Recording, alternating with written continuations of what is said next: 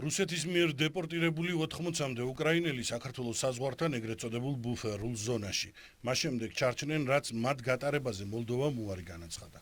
ირკვევა, რომ ისინი განსაკუთრებით მძიმე დანაშაულებებში არიან მხილებული და წესრიგში არც დოკუმენტაცია აქვთ.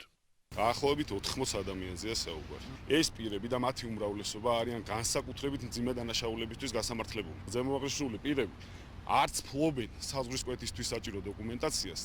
და ამავდროულად მათი ქვეყანას შემოშვება არის პირდაპირ საფრთხესთან დაკავშირებული, რომ ისინი კიდევ ჩაიდენენ დანაშაულებს. კვლელობაში ძალადობასა და ნარკოტიკების გასაღებაში მხილებული უკრაინის მოქალაქეების საქართველოში შემოშვება, რომ რისკია ამაზე განმარტებები დღეს შინაგან საქმეთა სამინისტროშიც გააკეთეს და იქვე თქვეს, რომ ნეიტრალური ზონიდან მათ გასაყვანად მოლაპარაკებები უკვე მიმდინარეობს.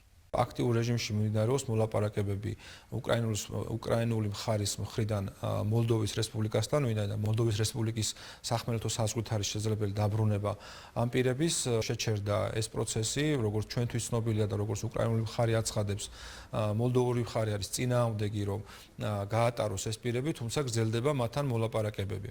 მართლ გუნდში ამბობენ, რომ საქართველოს მზადაა უკრაინელ ტოლულებს დახმარება გაუწიოს, თუმცა როცა საქმე დანაშაულს ეხება და საზღვარზე შემოსვლის მსურველები დადგენილ კრიტერიუმებს ვერ აკმაყოფილებენ, ქვეყანას უფლება აქვს შემოსვლაზე მათ უარი უთხრას. ჩვენ ამ ადამიანებს პასუხისმგებლობა არ გვაქვს, ისინი არიან უკრაინის მოქალაქეები, კეთილი ინებოს უკრაინის სახელმწიფომ და მისმა პრეზიდენტმა და იზრუნოს საკუთარ მოქალაქეებზე.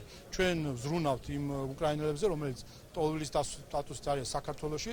მართალია უკრაინის პრეზიდენტი არ აფასებს ქართული ხალხის ამ დამოკიდებულებას და ხედავთ, როგორი მტრული პოლიტიკა აქვს ქართული ხალხის მიმართ, მაგრამ ჩვენი დამოკიდებულება გვაქვს უკრაინის ხალხის მიმართ. საქართველოს ხელისუფლება ბუნებრივად არ დაუშვებს ისეთი ადამიანების შემოსვლას, ამდენადაც არის შესაძლებელი, რომ თუ არის გარკვეული რისკი საზოგადოებაში, გარკვეული პრობლემების წარმოჩენას. ამიტომ ამ მიმართულებით საქართველოს ხელისუფლება იქნება ძალიან მკაცრი და პრინციპული. საქართველოს აკეთებს ყველაზე მეტ სხვა ქვეყნებთან შედარებით უკრაინელი მოქალაქეებისთვის ტრაგიზმია, როდესაც უკრაინელი ხელისუფლება საკუთარ ქვეყნის შვილებს არ აძლევს შესაძლებლობას, რომ საკუთარ სამშობლოში დაბრუნდეს. უკრაინელების სამშობლოში დასაბრუნებლად ახლა ყველა სახელმწიფო უწყება აქტიურად მუშაობს. მანამდე კი უკრაინის მოქალაქეები საზღვართან ეგრეთ წოდებულ ბუფერულ ზონაში რჩებიან.